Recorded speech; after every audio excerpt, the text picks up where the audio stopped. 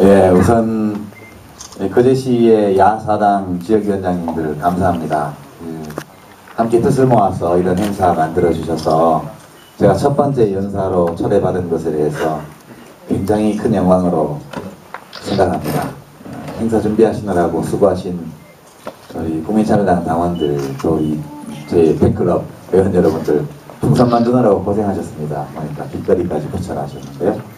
관장님이 출장 가셔서 못 뵈었는데 우리 복지관 이 좋은 공간을 내주신 관장님께도 감사를 드립니다.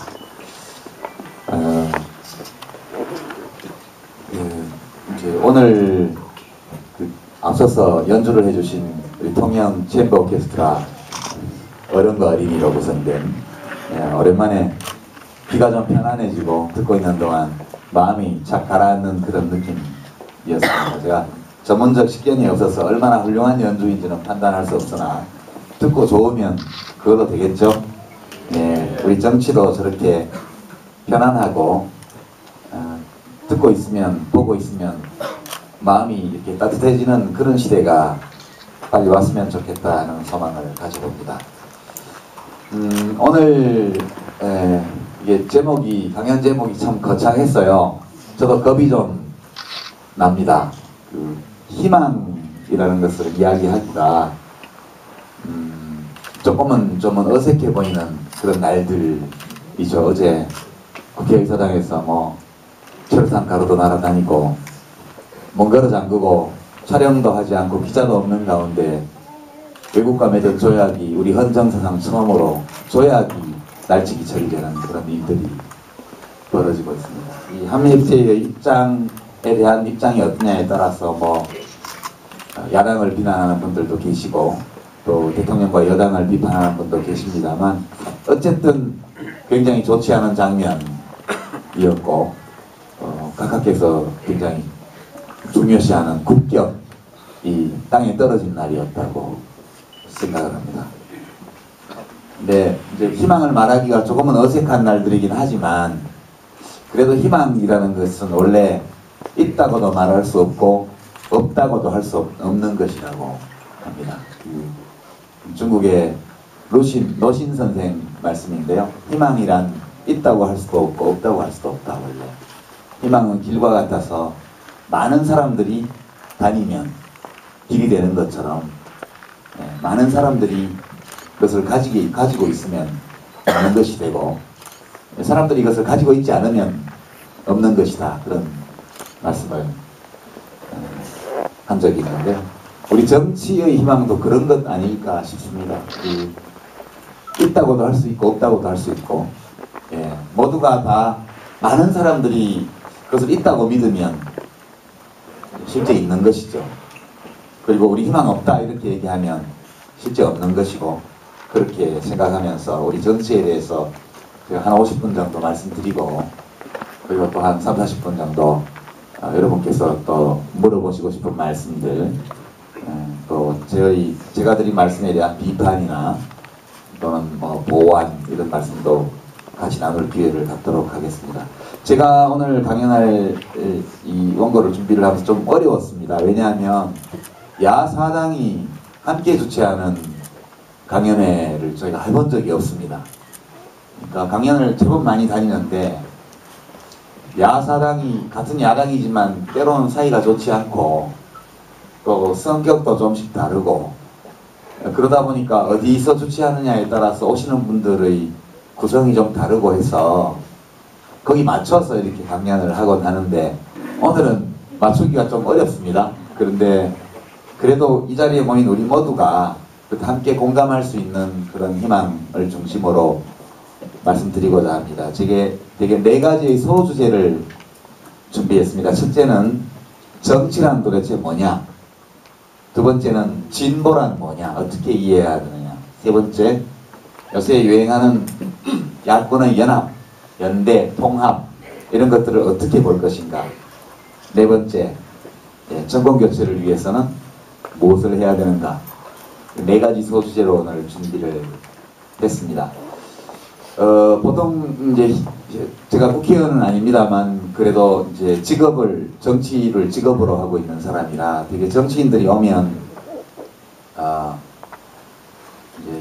이제 현업 정치에서 느끼는 문제, 부닥치는 과제 이런 거 중심으로 많이 말씀들 하십니다만 오늘은 그것과 아울러서 약간의 정치 이론적인 그런 말씀도 함께 섞어서 한번 말씀드려 보도록 하겠습니다. 첫 번째 소주제가 정치는 뭐냐 이건데요.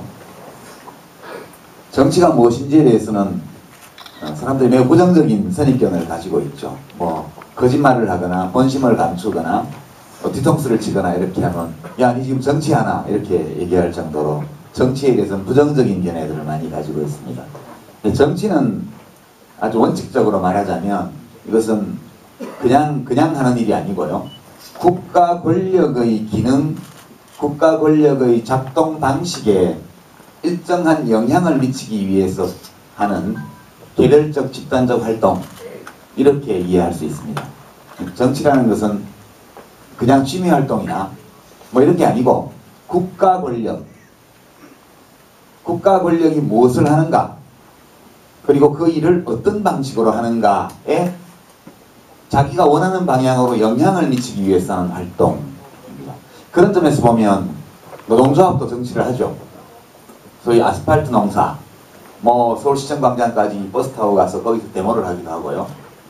한 25년 전에는 여기 옥포에서 어마어마한 노동자들의 시위가 있었죠. 그때 샌딩 머신 같은 거 끌고 나와서 경찰력으로는 진압이 안 되는 그런 대규모 시위가 있었고, 거기서 돌아가신 분도 계셨고, 그 가족들을 챙기고 이렇게 하느라고 그때 노무현 대통령이 변호사 시절에 여기 와서 하다가 장의방해죄, 제3자 개입 이런 걸로 해서 구속도 되고 그랬던 곳입니다. 그것도 다 정치입니다. 각종의 시민단체의 활동, 이것도 정치라고 말할 수 있고요. 투표하는 행위도 정치라고 할 수 있습니다. 그리고 이제 정당을 만들어서 국회의원 선거에 후보를 내보내고 이런 것도 마찬가지로 정치죠. 그 중에서 정치 그 자체를 직업으로 하는 사람을 정치인이다 이렇게 얘기합니다. 우리 모두는 정치를 하는데 그냥 생활인으로서 살면서 이런저런 방식으로 단체를 통해서 또는 개별적으로 정치를 합니다.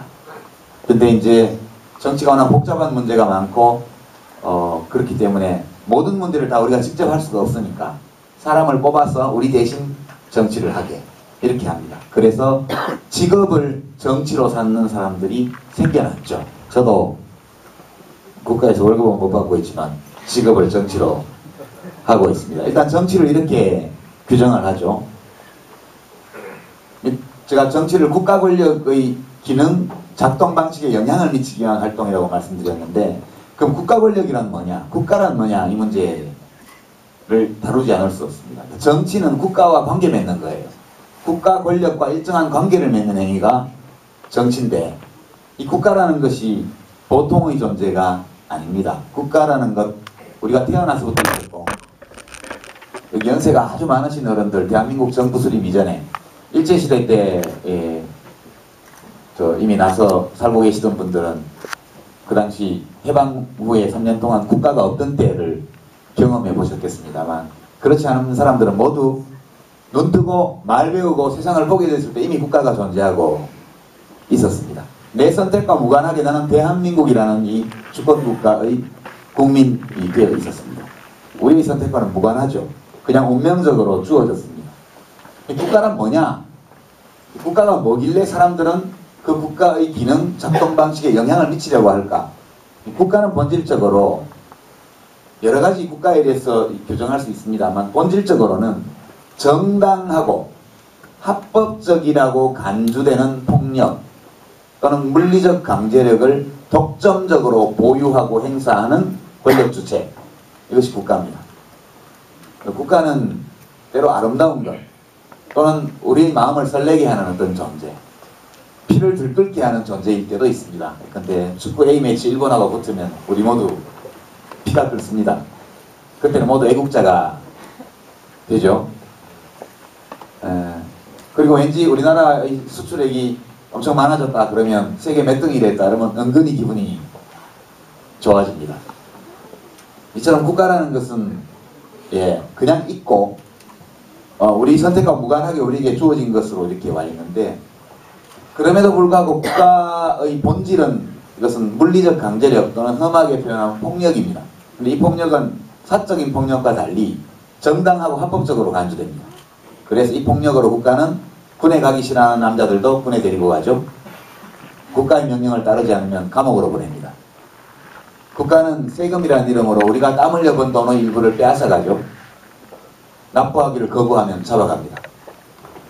전국적으로 국가가 하는 모든 행위의 근원을 파고 들어가 보면 이것은 복종하지 않으면 안 되는 물리적 강제력이라는 것을 알 수 있습니다. 자발적으로 복종할 때는 못 느끼지만 복종하기 싫을 때 그때 국가는 폭력으로 힘으로 우리에게 다가오고, 그 국가의 합법적이고 정당한 물리적 강제력이 구현되는 방식은 경찰과 군대가 핵심입니다. 그렇기 때문에 정치가 중요하죠. 국가가 정당하고 합법적인 폭력이긴 하지만 어쨌든 국가는 폭력을 독점적으로 보유하고 행사하는 주체입니다. 다른 폭력을 용납하지 않아요, 국가는. 그래서 아주 투철한 국가주의자들은 국가 권력을 장악하면 곧바로 사적 폭력을 퇴출시킵니다. 박정희 대통령은 쿠데타로 권력을 잡고 나서 전국의 깡패들을 몽땅 잡아다가, 깡패가 아니고 깡패로 추정되는 사람들을 몽땅 잡아다가 향토개척단 이렇게 이름을 붙여서 도로공사에 투입했고요. 전두환 씨도 쿠데타를 해서 권력을 잡은 다음에 곧바로 길거리에 길을 막고 몸에 문신 있는 사람 다 잡아다가 삼천교육대로 보냈습니다. 왜요? 왜 그랬을까요? 그것은 그 국가 권력이 폭력임을 너무 잘 알고 있는 그 사람들이 국가 권력에 맞서거나 또는 국가의 흉내를 내는 사적 폭력을 용납하지 않으려 했기 때문이죠. 이렇게 한 것은 시민들 자신이 폭력에 관해서는 합법적이고 정당한 국가 폭력 이외에는 어떤 사적 폭력도 반기지 않기 때문에 이런 조치들에 대해서 국민들은 절차상 위법이고, 많은 인권 유린이 동반되었음에도 불구하고 깡패들 잡아가는구나 그렇게 하고 받아들인 국민들이 많았습니다. 국가라는 것의 본성이 물리적 강제력, 폭력이기 때문에 모든 폭력에는 악마적 성격이 있습니다. 폭력은 나쁜 것이거든요, 본질적으로. 근데 그 나쁜 폭력 가운데 유일하게 정당하고 합법적인 폭력이 국가의 폭력입니다.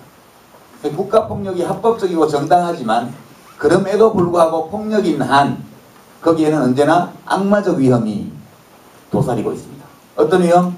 이 강제 권력이, 합법적이고 정당하다고 간주되는 강제 권력이 악을 행하는 데 동원될 위험, 이것이 늘 있습니다.